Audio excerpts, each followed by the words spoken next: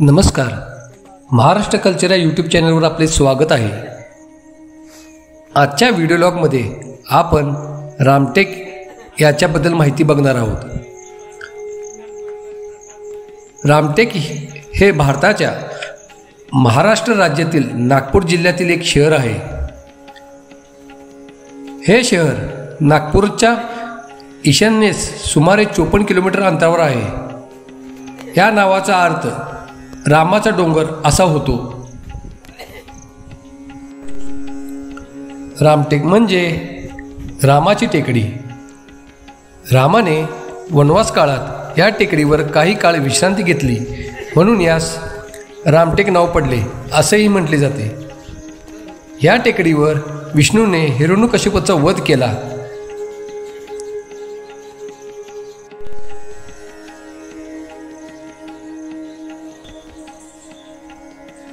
व त्याच्या रक्ताने येथील दगड तांबडे झाले, म्हणून यास सिंदूरगिरी असेही नाव पडले आहे. रामगिरी, तपोगिरी, काशीचे महाद्वार असेही याचे उल्लेख आहेत. सिंदूरगिरी व तपोगिरी ही दोन्ही नावे येथील लक्ष्मण मंदिरावर कोरलेल्या एका यादवकालीन शिलालेखात आढळतो.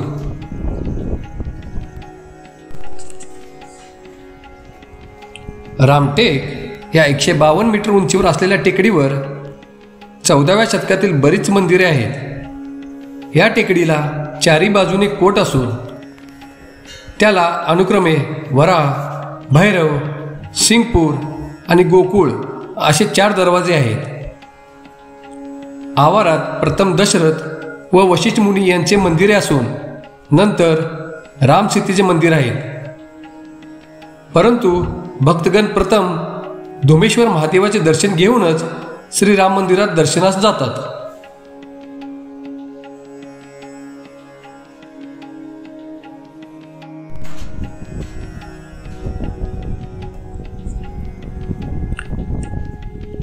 टेकडाची दक्षिण व पश्चिम बाजू नैसर्गिकरित्या संरक्षित आहे.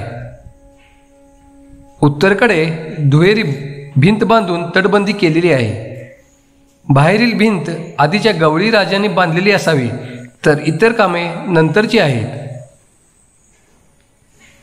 देऊळ पश्चिमेकडच्या सर्वात उंच भागात असून अंबाला तलावाच्या पश्चिम टोकाकडून टेकडीवर चढण्यास पायऱ्या आहेत. वर पोचल्यावर दगडी भिंत असलेले एक जुने तळे आहे. जवळच नरसिंहाची मोठी मूर्ती असलेली देऊळही आहे.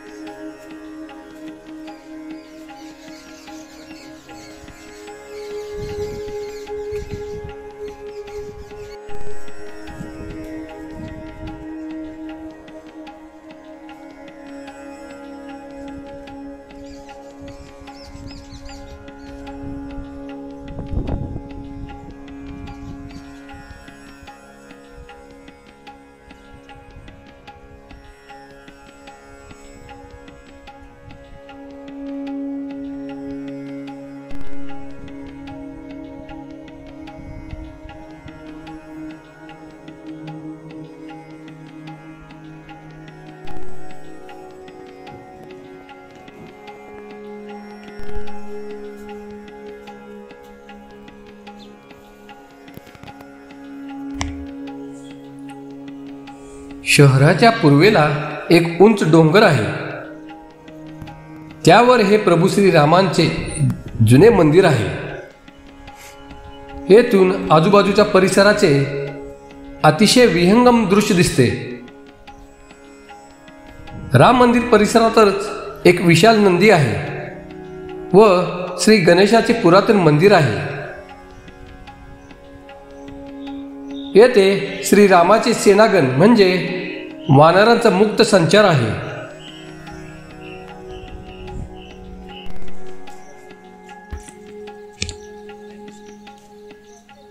नागपूरकर भोसल्यांचे खास शस्त्रांचा साठा या मंदिरात आहे.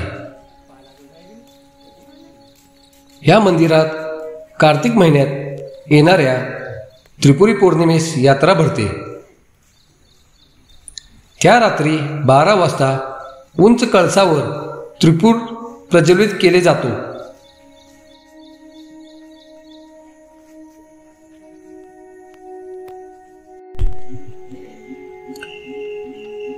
इसवी सन 250 मध्ये रामटेकचा परिसर मौर्य शासकांच्या आधिपत्याखाली होता. सातवाहनांच्या काळात प्रवरपूर, सध्याचे मनसर हे एक महत्त्वाचे ठिकाण होते. इसवी सन 350 मध्ये त्यांचा पडाव करून वाकडकांनी सत्ता काबीज केली.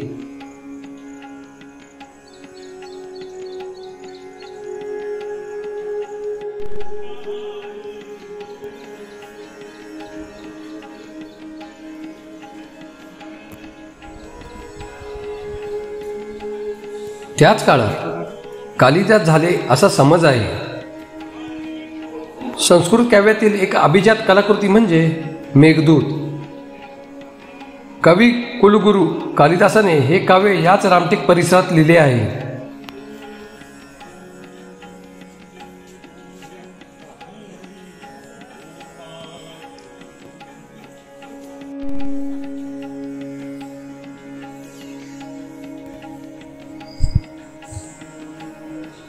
सन 1970 ते 71 मध्ये रामटेक गड मंदिर परिसरात महाराष्ट्र शासनाने कालिदास स्मारकाची निर्मिती केली आहे. आज या कालिदासांच्या नावाने येथे संस्कृत विद्यापीठ सुरू आहे. या ठिकाणी दरवर्षी कालिदास महोत्सव साजरा होत असतो.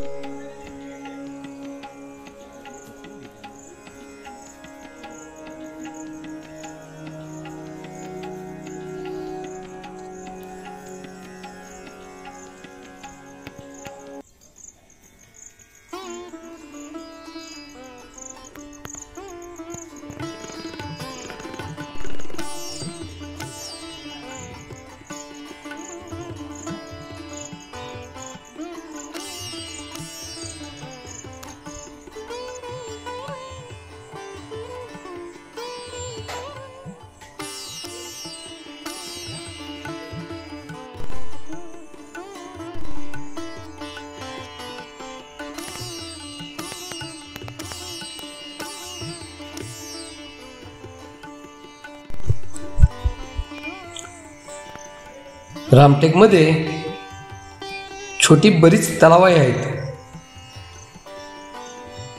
रामटेकच्या दक्षिणेला असलेला वाकडकालीन नगरधनचा किल्ला त्यांची राजधानी होती.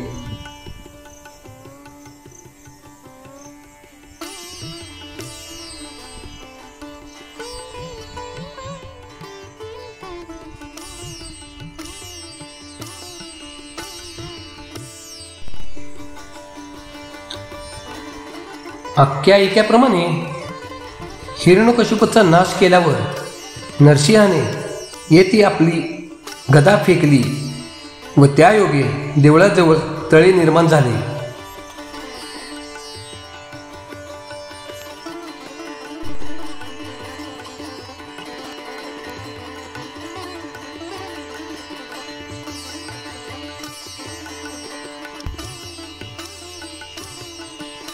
आख्यायिकेप्रमाणे पूर्वी एका शूद्राने तपस्या करून मोठे जपजाप केले. वरच्या वर्गाचा या धर्मचरणाच्या शंभुकाने केलेल्या गैरवापरामुळे अनर्थ ओढवला. त्यामुळे रामाने शंभुकाला ठार मारले. अशा प्रकारे प्रत्यक्ष श्रीरामांच्या हातून मरण प्राप्त झाल्यामुळे त्यास अत्यानंद झाला व त्याने रामाकडून रामटेकला कायमचे वास्तव्य करण्याचे वर मागून घेतला. त्यास रामाने अनुमती दिली व शंभुकाचीही येथे पूजा होईल असे सांगितले. त्याप्रमाणे धुमेश्वर महादेवाचे मंदिर येथील शंभुकाच्या मूर्तीची पूजा रामाबरोबरीने होते.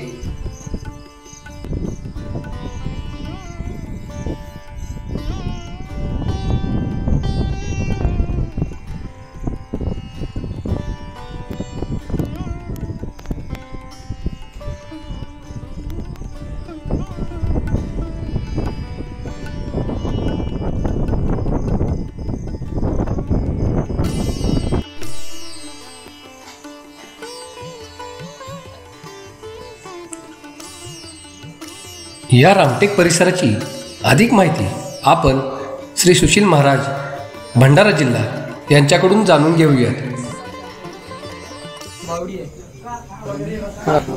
बोला की, तुमचं नाव सांगा पहिला. सुशील गुरुडे, प्रॉपर भंडाऱ्याचा आहे. अखिल भारतीय गुरुदेव सेवा मंडळ गुरुकुंज आश्रम मोजरी या संस्थेचा राष्ट्रीय संघटनेचा केंद्रीय उपाध्यक्ष आहे. आपण या रामटेक नगरीमध्ये आपण आज या ठिकाणी, ही रामटेक नगरी प्राचीन रघुजी राजे भोसले यांच्या वारशामुळे या ठिकाणी हा गड किल्ला संवर्धन करण्यात आलाय.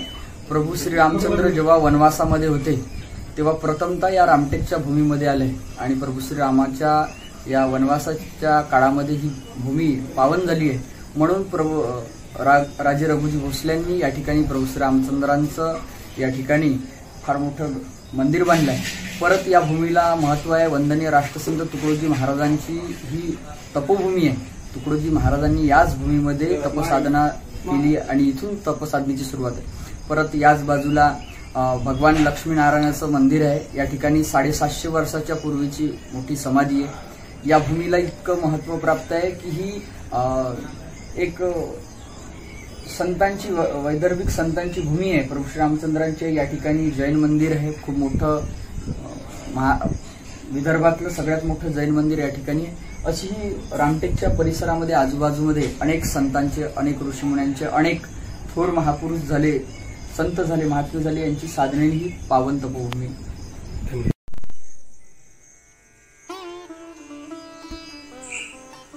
नागपूरचे रघुजी पहिले यांच्या हातून देवळाच्या बाहेरच्या मजबूत तटबंदीचे काम झाले.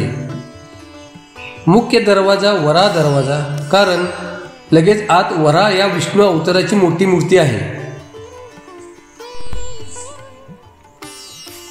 त्या पलीकडे आणखी 3 दरवाजे आहेत. सिंदपूर दरवाजा या रेषेतील दुसरा दरवाजा असून त्यातून आतल्या तटबंदी प्रवेश मिळतो. तर भैरव दरवाजातून आतल्या शेवटच्या तटबंदीत प्रवेश मिळतो.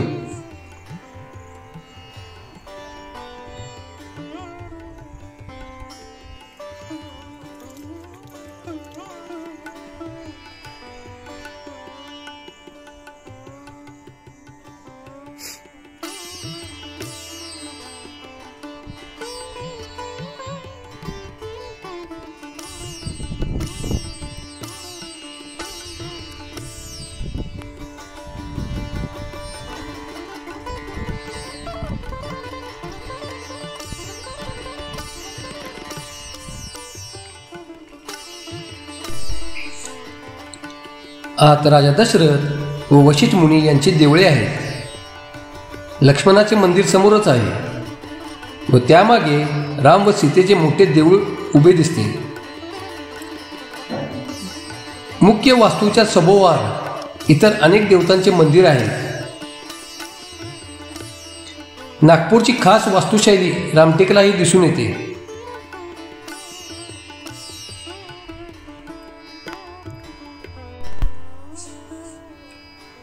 उत्तर व पूर्वेकडील भिंती शिखरे, उपशिखरे, कलश व खांबाच्या बांधणीचे बारकावे या वास्तूत दिसतात.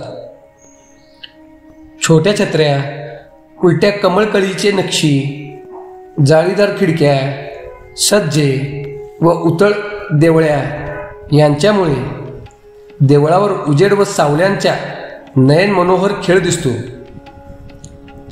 शिखरे भूमीज प्रकारचे आहेत. मध्यमयुगी ब्राह्मणी प्रकारचे वास्तुशिल्प येथे दिसते. गोकुळ दरवाजा व लक्ष्मण मंदिरावरील कोरीकॉम खास उल्लेखनीय आहेत.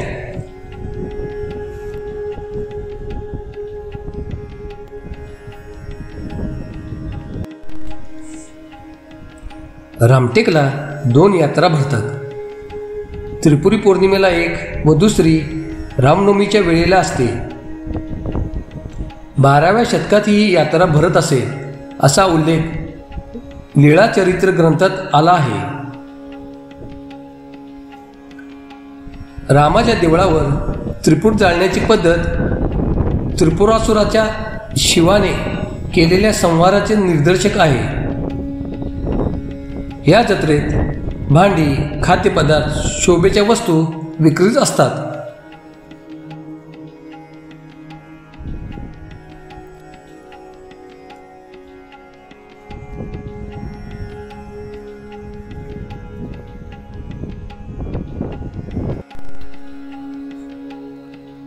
माता सीतेने येथे प्रथम स्वयंपाकघरही बनवले होते.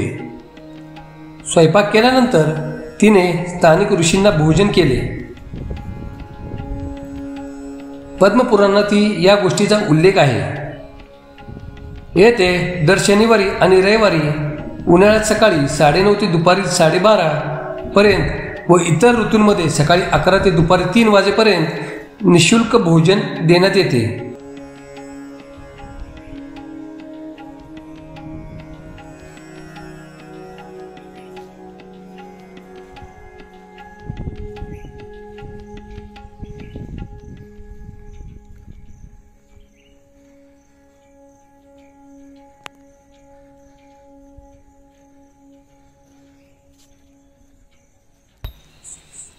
मंदिर परिसरात 2 ते 3 भग्न झालेले तोफा पाहायला मिळतात.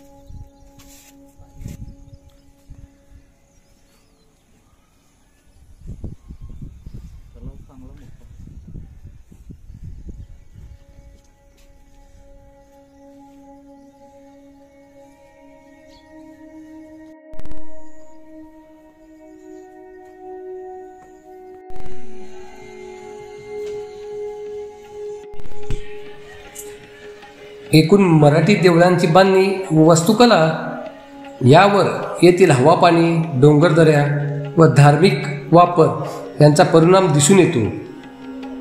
विशेषतः वारकरी संप्रदायाचा मोठा पगडाच या वास्तुकलेवर आहे. भक्तिमार्गामुळे अनेक जत्रा व यात्रांची प्रथा आज तागायत रामटेकसह उभे महाराष्ट्रात चालू आहे.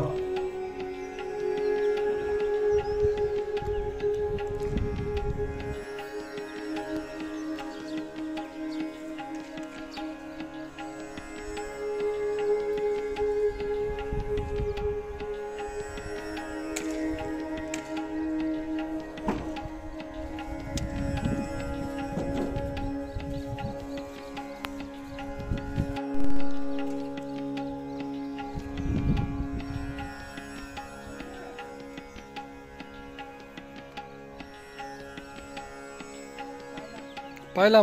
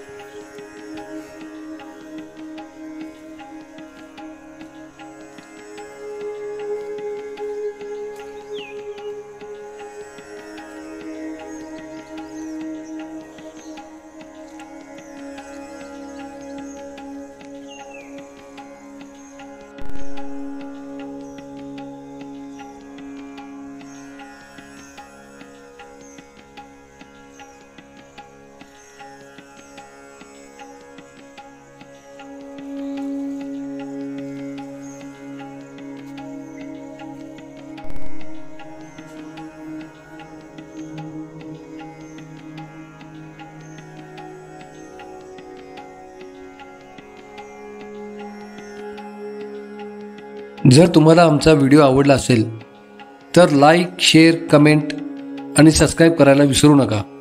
धन्यवाद.